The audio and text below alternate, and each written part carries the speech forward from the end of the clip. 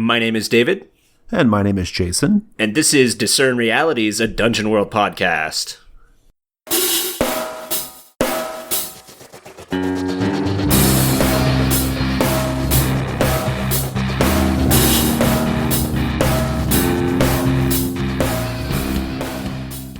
Our first segment is What Happened Here Recently? Okay, so David, I wanted to talk about the ending of a Dungeon World series that you and I were in. I guess it was about, like a month ago or so, a month and some change. It was a series I called The Crimson Keep, and we talked about it briefly a couple of episodes ago, but the idea was that the party had been sent to help this castle that was under siege, and they were there to try to help, like, break the siege of the castle, right?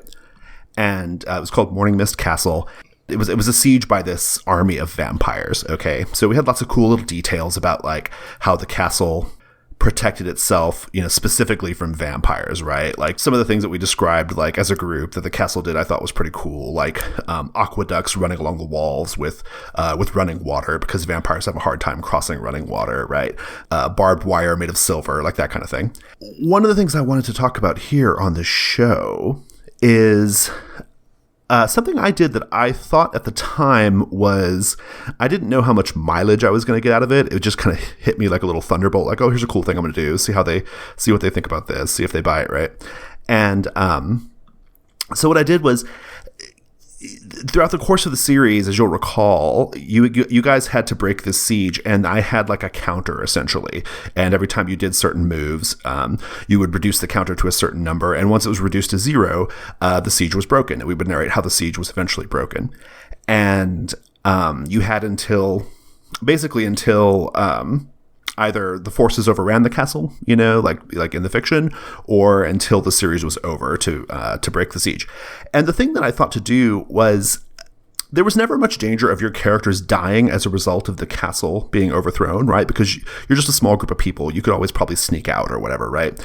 And so I thought, we've got to do something to make this a little bit more emotionally impactful. And I think we're going to talk about emotional play later on. But and so what I came up with was, all right, if you guys fail to break the siege, then we're going to do this round robin style, and you're each going to describe one aspect of the castle being overrun and like how horrible it is. And like, I kind of made it really explicit. You guys had to be like really brutal and vicious in describing how the vampires overtook the castle and killed everyone, right? Oh yeah. And so when I proposed that to the table, I got a lot of, I could see it on your faces. I got a lot of like, you know, like wide eyes, like, oh shit, you know, like if not only will we fail, but we're going to be responsible for narrating like how awful it is. Right. And, so I kind of like that. And then when it actually happened, because you guys did fail, when it actually happened, I thought it was fun to listen to you guys come up with your terrible, harrowing sort of vignettes describing how the castle was taken over and how most of the people in it were murdered in really gross, vampire-y sort of ways. Yeah, so what'd you think of it? Yeah, I really liked that. I like when you push that on to players. It takes a lot of trust to do that at certain tables. Like, you had to put a lot of trust in us that we would actually like make it a terrible thing. But everyone did, and I remember sitting there very quietly listening to everyone else and thinking, okay, how am I going to top that? Okay, how's this going to be even worse? Yeah, it seemed like it was escalating. Like, the first person said their bit, and then, like, it felt like it kept getting worse and worse, which I was happy about. I was like, okay, good. They're each, like, going a little harder, like, you know, each one. Because by the time, I think you were last, right? I was last, and I went, like, all out, everything I could think of that would just be a terrible, terrible thing. Yeah, it was grim. Like, I don't want to go into it now because it's probably not safe for radio, but it was super grim, like to the point where everybody at the table was just like people looked like almost shaken a little bit, you know, like we were all just kind of like in stunned silence when it was over, and that was the end of the session. like the session was basically over. We did some sort of like far sort of telegraphed out epiloguing for the characters, but otherwise, like, once we had that like grim round robin of vignettes showing the castle falling, like, it was done. And I thought from a sort of emotional standpoint, I thought it worked great. You know, I thought it was really good, and it ended up being like a really nice device for the way I'd set it up, right? Like I had to find a way of like making the stakes significant to you guys, knowing that the nature of the adventure wasn't really like a fighting monsters adventure, right? It was like more of a social thing. It was more of a political thing. And so I was happy that it ended up being as impactful as I hoped it would be, because I needed for there to be high stakes for you guys, and I think it worked out okay. Yeah, I agree. That whole series was pretty emotional. We had one character that you had kind of linked with an NPC in a romantic way. We had another player character that you had isolated kind of from the group as a traitor to the group. That was really interesting. Yeah, that was part of the premise of the adventure. Yeah, was that one of the party members was a traitor.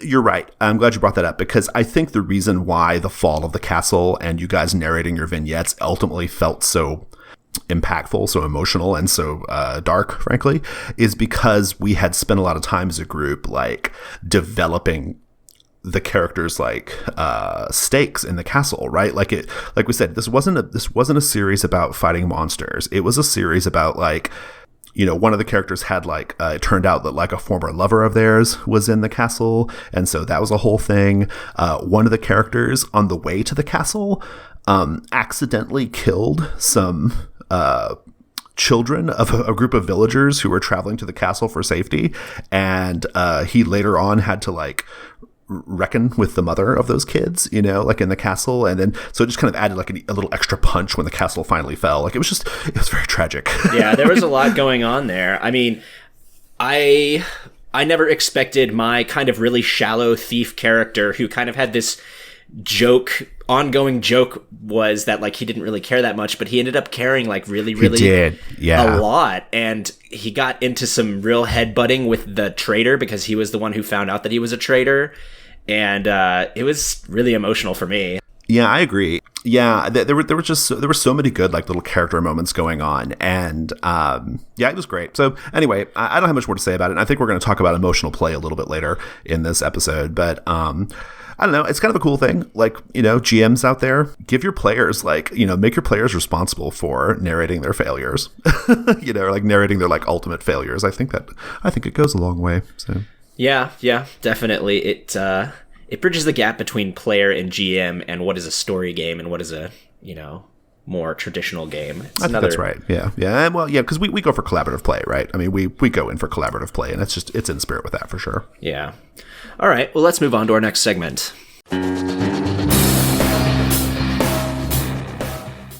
Our next segment is What Should I Be on the Lookout For? I don't know, maybe 10 episodes ago or so, I kind of went in on bards and how much I hate the core bard class, right? And I haven't stopped hearing about it since then. Okay, there are a lot of bard defenders out there. I think people were not paying, like I think they were kind of misinterpreting what I was saying about the bard, but that's okay. So anyway, there's a company, publisher called Awful Good Games.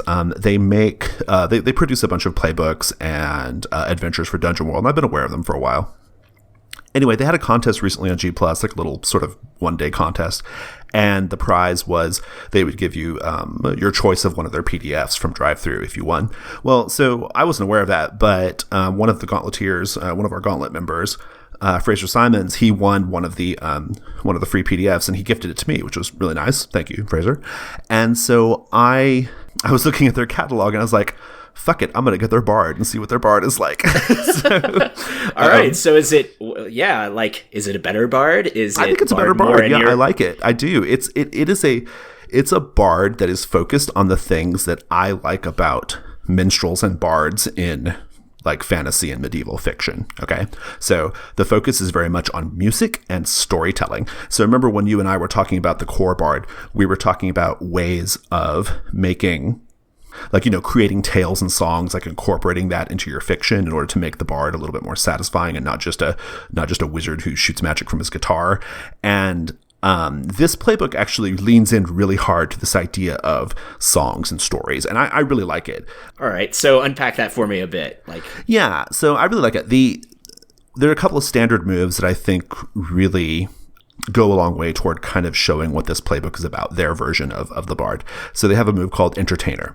And what it does is it makes the carouse, I think, a little more interesting, because the normal carouse move, you have to spend 100 coin to either do the move and then get bonuses on the move, right, for every 100 coin you spend.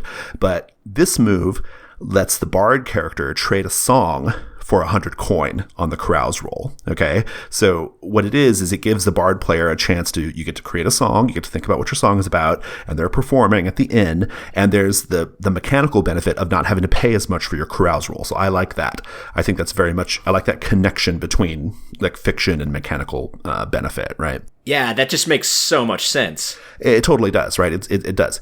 There's another one called Magical Music, and it's the bard playing their music and the audience is enwrapped, but not necessarily, it doesn't come across like they're enchanted. It's like they are just so into this song that the bard has like influence over them. And it basically, the bard can get several different like sort of social benefits from people who listen to the music. I just think that's so much more thematically appropriate than I play a song in the middle of combat that heals you, right? Like it just makes so much more sense to me that, you know, this is a bard character who's playing his song in front of a group of people, maybe at the inn, maybe at make camp or whatever. Maybe it's like maybe they're infiltrating the enemy, they're at the enemy's camp, and he's playing music for them. The people listening to it are so just into the artistry that they are susceptible to certain things, right?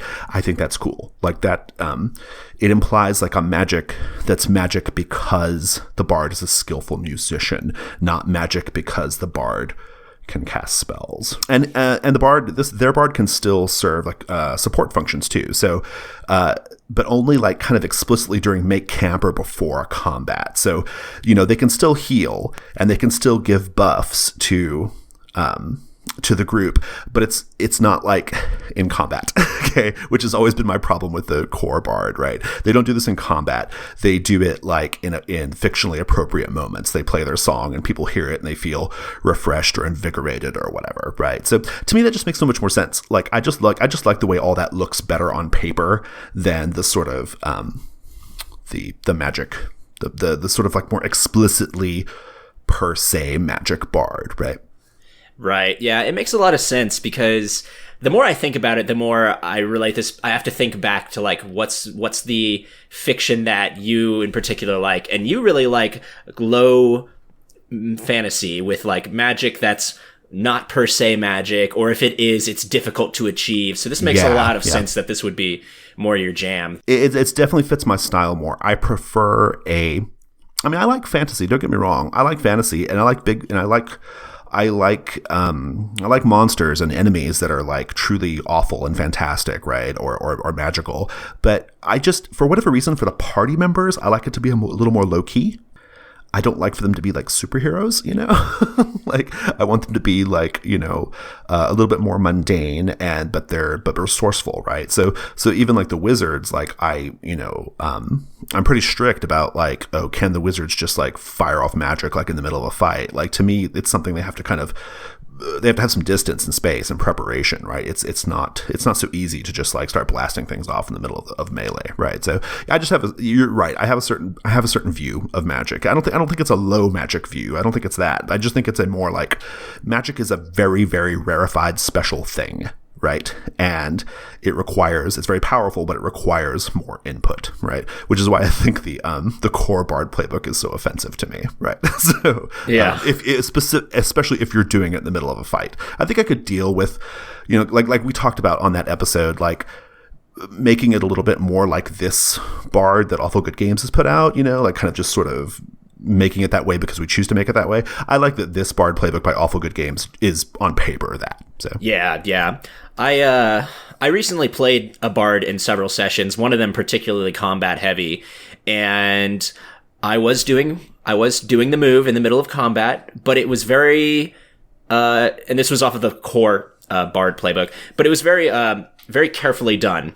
In fact, at one point in the middle of the magic happening, I had to block somebody's weapon, and it cut through my instrument in the middle of me playing. So it was it was very dangerous. Very dangerous thing to try and do. And I did it from a distance while my teammates were sneaking up on them, I was actually distracting the band of like looters by playing music from a distance. Oh, yeah, that's good. But then one of them rushed me and tried to cut me down. A couple other things real quick before we leave the segment on this new Bard playbook. Some advanced moves. The advanced moves are kind of cool because there's like several like really clear sort of like tracks, like in terms of style. It's almost like compendium class. Like you can be this type of bard or that type of bard. So there's like some move combinations you can take that like you can be more of a kind of like an animal charmer, beast tamer sort of bard. Like a Pied Piper. Like, yeah, that kind of thing, right? Or you can be a bard that's more about like just their like fast talk and silver tongue, like moves that let you like put people down, to get like advantage or con them, that kind of thing. Or you can be like a combat focus. There are a couple of the advanced moves that like are kind of like focused on getting better at weapons and armor and stuff. So I kind of like that. I don't know. I love this bard. I think this bard is great. The only thing I don't like about this playbook is there are a couple little typos here and there, but that's no big deal. It's nothing too distracting. But for whatever reason, they chose to make the like all the headings and titles like sheet music. And I'm not into it. It's just a little minor thing. There are several different versions of it I could download, so maybe there's like one without that. I don't know, but the one I downloaded has like musical staffs and it looks like sheet music. So I was a little like, yeah, okay. Some people love that. I didn't love it, but yeah, I like source format matching, but yeah. But it's a totally minor quibble. Otherwise, this is a pretty cool playbook. I like it a lot. Awesome. Let's move on to our next segment. Our next segment is What Here Is Not What It Appears to Be. Jason, this week I want to talk a bit about what we alluded to earlier, making your Dungeon World experience more emotional, because I think that even though Dungeon World is on its face about dungeon crawling, we have recently explored a lot of different ways that it can be a lot more emotionally engaging and, I guess, I don't know. I want to say character-driven, but I don't know if that's the right terminology. Yeah, I don't know if character-driven is, because character-driven can imply a lot of things, right? I think character-driven play can be like you just showing the real specific ways your character is badass. I think that counts as character-driven to me. Interpersonal and emotional, I think, is slightly different, right? Yeah, I think I was drawn to the phrase character-driven because when I think character-driven, I think of Breaking Bad and how emotionally involved all those characters are. And that's fair. Yeah, that was a tagline used to describe that show. But. Right. Yeah. Oh, and also, so this came up recently on G+, right? Is this where this came from? Yeah, this was the inspiration. This and the fact that we also kind of joked about some different ways that we put players in morally ambiguous situations. Yeah. I thought it was really funny when I think it was Daniel Lugo who posted that on our G+. He was talking about how a player in his game, one of his players, I think it was Jennifer, one of our new patrons, she like kind of angled for like a more emotional approach to her character at some point, and he was kind of asking advice on G+ about how to handle it, because I think he was kind of I don't know if he was thrown for a loop or not. I didn't think that was what was going on, but I think he was just kind of inspired by this idea of like, what can he do as a GM to encourage more of emotional type play, And I thought it was really funny when it came up, because I would say our last 3 Dungeon World series, and you were in 2 of those, have been very that, right? Like they've been a lot more about like exploring like character connections between each other and between NPCs, and a lot less like combat and adventure driven. So yeah, I thought that was just kind of interesting little sort of serendipitous thing that he wrote about that, because I've been thinking about it a lot. So where do we begin? What do you think? I think that you 100% can make Dungeon World more emotionally engaging, and a lot of it has to do with tone setting at the beginning and what are your players expecting. But you're right, it does kind of come with a trade-off of like, is this about the adventure or is this about the emotion? You can do both. It's tricky though, and you might have to just have some like discussion beforehand and say this session and maybe these 2 sessions are going to be about emotionally driven stuff, and then we'll get back to dungeoning. Yeah, something we've talked about this on the show before, and I want to emphasize it again because I think it's really important. Lately, I have been really, really emphasizing this conversation before and after the session, and particularly before the session, where we talk about player expectations, right? Like, what do you see happening right now. I think the inclusion of flags is important because the flags forces a conversation between the players of like, how are you going to hit the flag, right? And I think just creating that space to have conversations about like your characters and what you want to see happen with your characters and how you'd like to see the characters interact with each other. And also like talking about like plot threads from previous sessions and maybe how to bring those things in. I think you create a space for a more emotional sort of character driven play. Right. And so that conversation is really important in many, many ways. I think the openness and the conversation and keeping it a collaborative process, it all happens naturally, right? Like I think you're going to end up with just a naturally more just a game that's just a little bit more emotional in that way, right? I just think it's going to happen. Whereas if you kind of just like sit back and let the GM feed adventure to you, you're going to probably just end up with like the adventure the GM had planned, right? So in a way, it's almost like the players, that conversation allows the players to sort of seize a little bit of control over the narrative, right? And over the story arc and kind of put their stamp on it. And if they want a more emotional way of playing, boy, that's a great way of like saying, okay, that's the time to say, okay, this is what I'd like to explore with my character. So I think step one is the conversation, right? Yeah, I agree. Maybe like a prerequisite to all of this is that you need the trust in your players, like we talked a little bit about before, to be responsible in the like power that you delegate to them is like being really, really having a lot of free reign to create story in here. And if you have players that are into power gaming or min-maxing, like you need to have that conversation too. Like, this isn't what we're doing here right now. Yeah, I mean, I think it depends. I mean, I'm pretty good at getting a good read on what everybody kind of wants to do at the table, right? And a lot of that comes from just paying attention. And I think that's a really key, important thing that a skill that certain GMs need to learn, right? Pay attention to what your players are saying to each other and be willing to let a situation breathe a little bit, right? I think there was a time when, as a GM, I would have grown impatient with a couple of characters having a side scene and kind of stumbling around, trying to figure it out and not being as entertaining as I would like for them to be, and just like cutting them off and saying, let's move on, right? But I've really backed off from that a lot in recent years. Even recent months. I would say lately my habit is to kind of just let the players do what they're going to do and pay attention, right? So if you recall from it was the last couple series, the one that you were in, we had those like scenes where like your character, some other character's character, like during Make Camp, like walked up to another character and just started like chit-chatting about something, right? Like something, maybe it was a flag thing, or maybe it was something that a conversation that you had like telegraphed in the pre-game conversations, what you'd like to do. And like we had scenes that were just like these conversations between characters, and I probably let those go a little longer than I probably would have a few years ago, right? Or a year or two ago.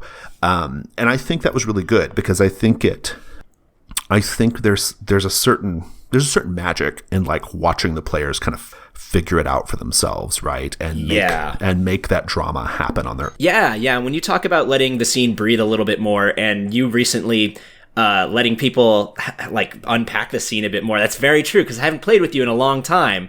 But when I came back, I noticed, I was like, man, he's just letting us go. And I loved it because I never get to, be my character for that long a period of time, just in character dialogue back and forth with other characters, and it was really neat. Yeah, I mean, that's a good insight that you kind of like notice the sort of like the change there. I do think it kind of depends a lot on the circumstances too, because sometimes a lot of it just depends on like the nature of the adventure I've prepared or the nature of the scenario that we're doing, right? And it just so happens that in the last couple you've been in, like that's been a little bit more the focus, right? But even in the more like sort of high adventure, fighty, adventures that I do lately, at the very least at Make Camp, I try to like encourage that sort of like those conversations and like kind of letting players do it, right? And I think flags has been really helpful too, because flags kind of force the players to figure out how they want to work with each other, like as players, to get their characters to have good moments, right? So it's a very like proactive thing. I consider bonds to be somewhat passive, right? It's like a thing that happened already, and okay, maybe we'll explore it, maybe we won't, or we'll try to quote resolve it, whatever the fuck that means. And the flags are different. The flags are like, you've got to just be like super proactive about it. And so I think all those things, it all just kind of comes together to create like a good space for exploring more, just more like more tender, intimate, emotional stuff. Yeah, when I think about the things that led to some of the most compelling and emotional play from the sessions that we were in, it had a combination of good questions that were being asked during the like character creation process, you know, like, who are you? Where one character said, well, you know, I'm a survivor of that terrible, terrible castle being stormed that we talked about earlier in the episode. So, okay.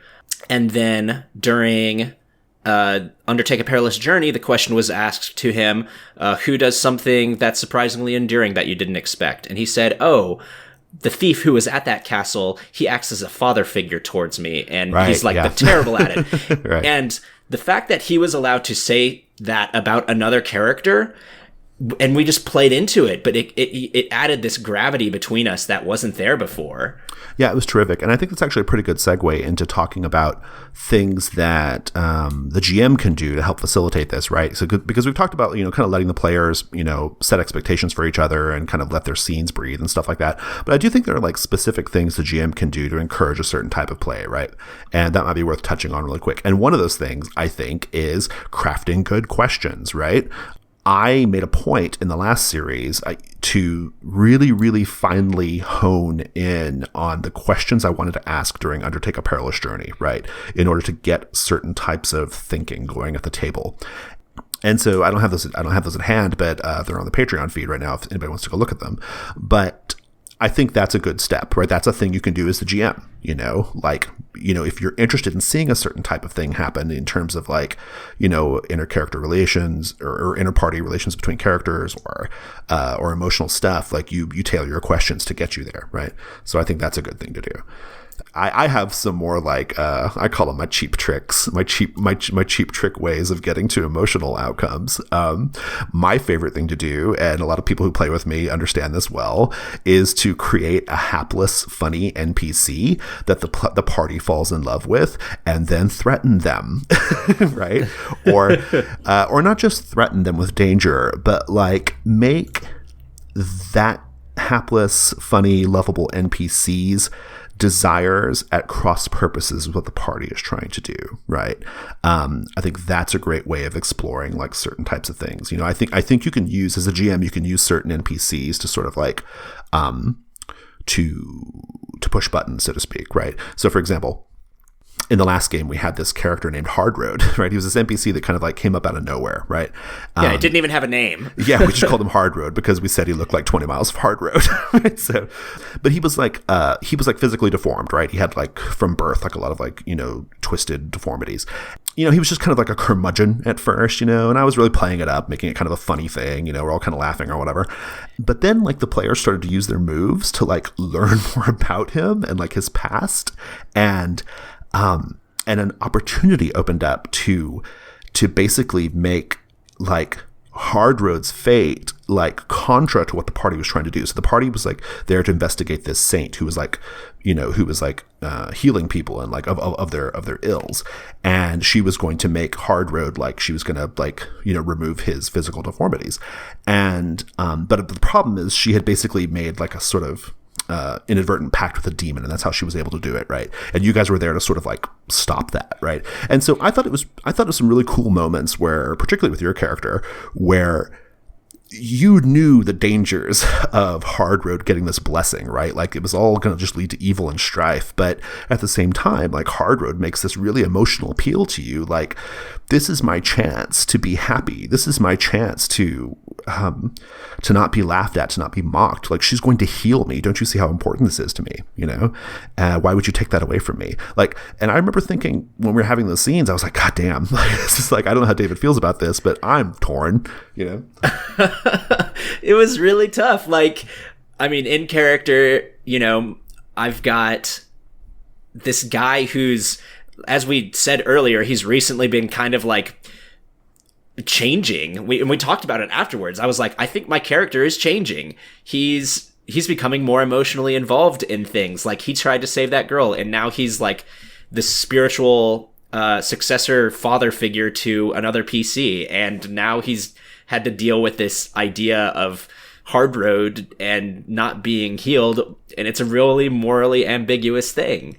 Yeah. I mean, so yeah, no, for sure. It was great. And I mean, I guess, and just kind of circle back, like as the GM, you know, the NPCs are part of the joy of what you get to do, right? Like Rich Rogers says this all the time. Like he doesn't like for players to, he'll give players like control over lots of stuff in the fiction, but NPCs are his, right? And I kind of get that because it's like, they're like you, essentially. They're your way of introducing drama into the situation. They're your way of introducing the, you know, some more emotional character driven things.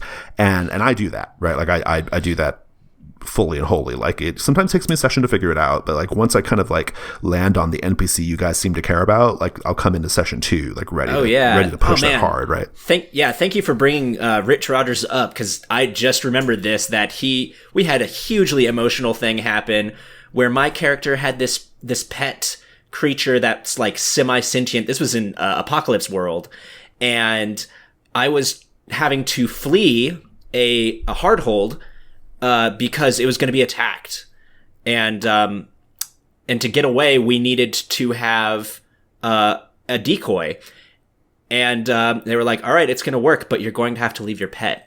And he was, you know, describing the pet like reaching out its arms and being inconsolable, and I was like this close to tears because he was rocking it. It was very emotional. But you can do that same thing in Dungeon World. Absolutely. Yeah, absolutely. Asking good questions, creating really good, like creating NPCs that are like kind of, especially if they're kind of like hapless, funny NPCs. Those are the ones that are like really easy to get the party to care about as players, right? Like, to get the players to care about. Because I guess you have to kind of RP it, right? But basically, an NPC who brings some levity to an otherwise like grim, harsh situation becomes a character you care about, right? And then putting that character in danger or otherwise compromising them or creating moral quandaries, you know, related to them, a very, very powerful technique. Yeah, so we've talked about a lot. I'm not sure what else we have to say. I'd love to hear what listeners have to say about it, though. I think we should link to that thread, that original post that inspired this, for one thing, because there's a lot of good advice there. And yeah, listeners, you should definitely like chime in on this. I want to hear how you handle or inject emotion into your games. All right, well, let's move on to our next segment. Our next segment is What Here is Useful or Valuable to Me? So our compendium class contest is ongoing. Listeners, if you want to participate in that, you have until midnight on January 15th to submit your entries to gauntletpodcast@gmail.com. And we have a couple of entries we're going to read right now, right, David? Yeah. I'll go first. I want to read the entry from Maxime Lacoste, and it is called Shadow Master.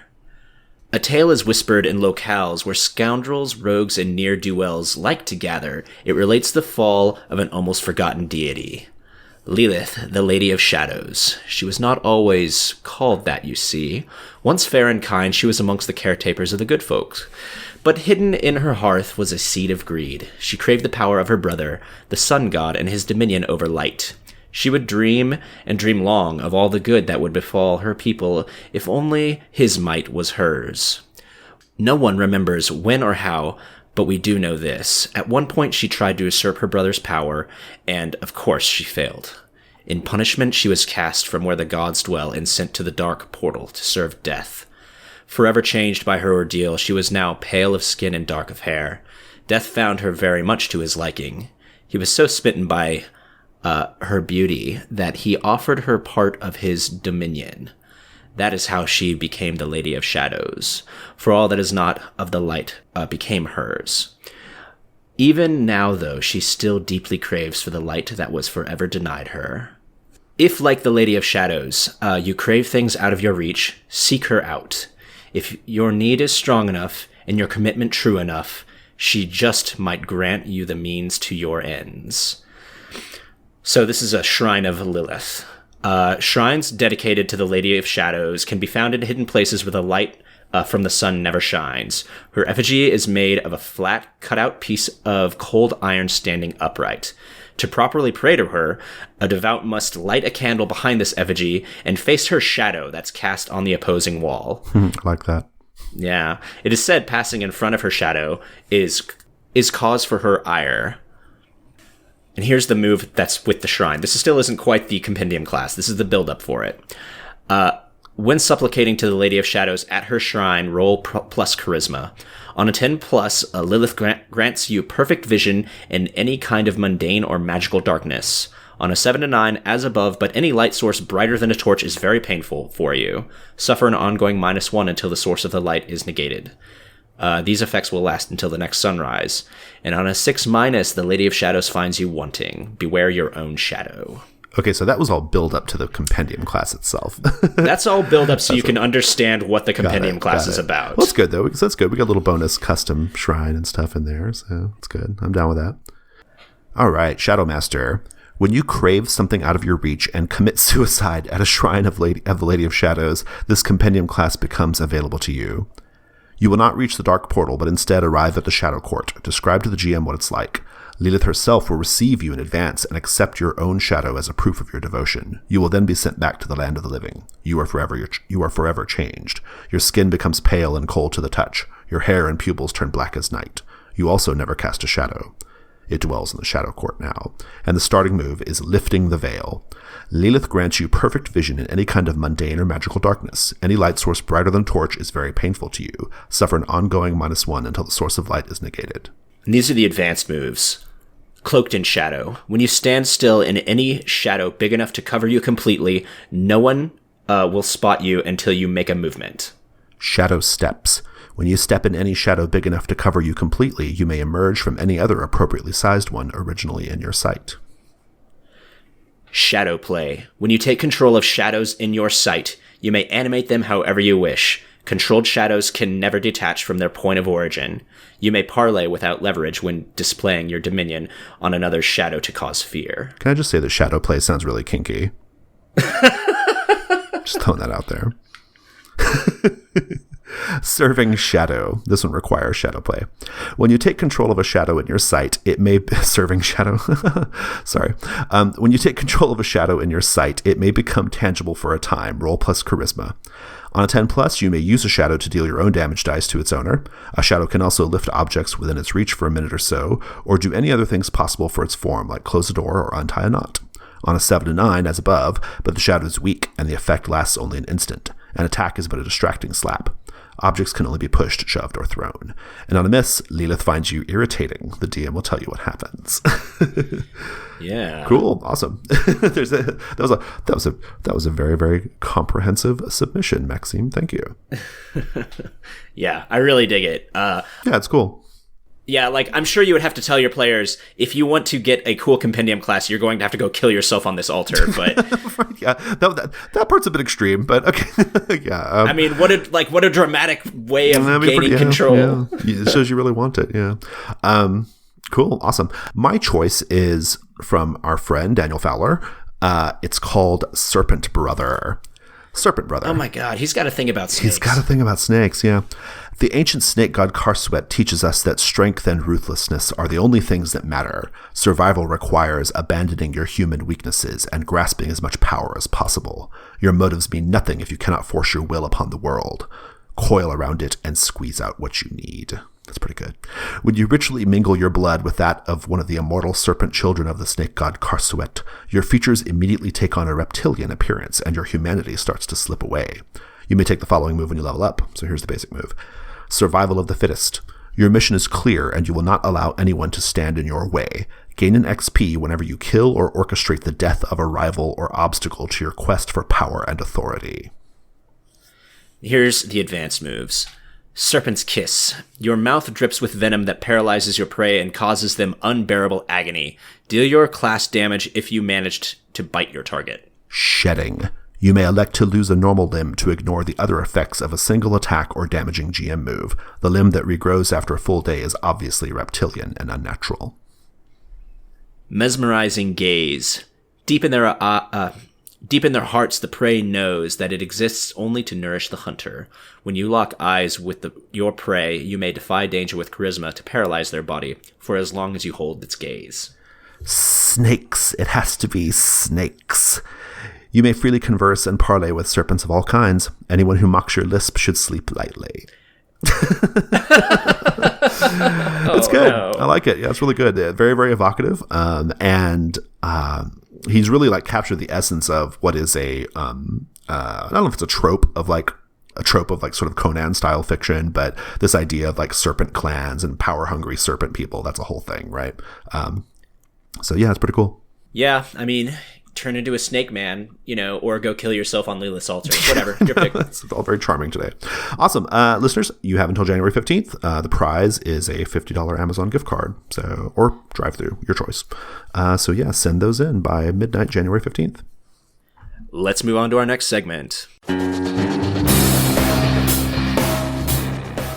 Our next segment is What is About to Happen. This is our ongoing comic strip AP featuring the adventures of Ramshackle Crow. And when we last saw Ramshackle and his faithful companion, Scabs, they were in this little pocket dimension that was collapsing in on itself. They had just escaped from Cat's Paw Patterson, and the little dimension's collapsing in on themselves. They don't know how to get out. And then a mysterious woman wearing adventuring clothes and a mask appears to be with them. She's there. She appears suddenly, and she has a little device that's going to let her, I guess, teleport away, and she can take one of you with her. And we last saw you basically saying, well, if it can only take two people, then it's going to be me and Scabs, and you were just bum rushing her, right? Yeah, that was the plan. You almost see on her face, like, you see her eyes like above her mask. Like you can see her rolling her eyes and like kind of cocking her head to the side as if to say, oh, brother. And she says, oh, really, Ramshackle? And she swings up. You guys are about maybe 10 paces, 20 paces away. And she flicks out her hand, her wrist, and a little dart goes flying through the air. And you can tell the dart is going to fly past you and hit Scabs. What do you do? Can I get my cloak in the way of it? You just want to try to block it? Yeah, hopefully not with it hitting me. Defy danger with dexterity? 9. You block the dart, and you are going to be able to continue your bum rush of this woman. But I think what's going to happen is it's going to be all three of you caught up in this thing, and whatever happens. Sound good? All right. She flicks the dart up. It flies out. You want to describe like what you do to block it? Yeah, I've got my cloak trailing behind me rather dramatically in this scene, and I just kind of grab the side of it and pull it taut, and that dart catches in it before it would hit Scabs, and he probably can see the back of the dart poking out the back near his face, and his eyes just probably get wide. And you guys like are basically like kind of essentially like stumbling, diving into her, right, to like knock her out or of this, because just to remind listeners, she has this little like device in her hand, and it's causing this sort of helix of energy to form around her, right, like, and it's creating like a portal or a process of some sort. And I think as you guys like dive into that space with her, you kind of like slump into her, but she doesn't quite fall out of it. So she kind of just falls on her butt in the middle of this like energy helix, and you're all three of you are now in there, right? And she just looks at you, and she, like, just briefly, there's not much time here, she just looks at you and she's like, you idiot. And then like there's a flash of light, like it's a powerful flash of light, and it hits you hard, like to where you have to like shake your head a little bit to kind of figure out what's going on, and even like makes your head throb a little bit. And imagine like you're in like a tube of some sort, right? Like a tube of energy, and you're just like sliding down this energy tube, the three of you, okay? And you're all kind of like, it's almost like you're in a, like you're on a water park slide, right? And you don't have any control. You're just like, you're just flailing around this like energy tube, like up and down the sides, right? All three of you.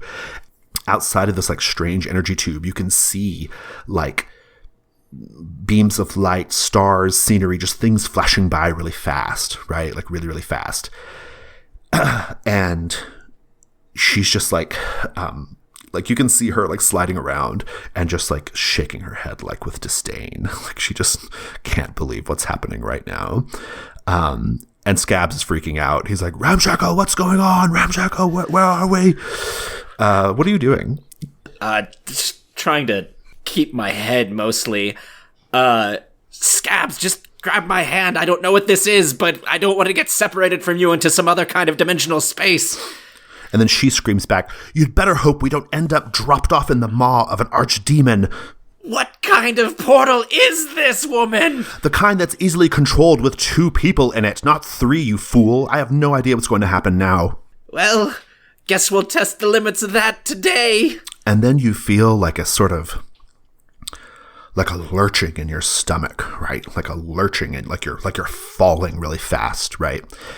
Again, there's another flash, and you feel this nausea, this lurch in your stomach, and you just slam against hard earth. Take a D10 damage. Is that max? That's max, yeah.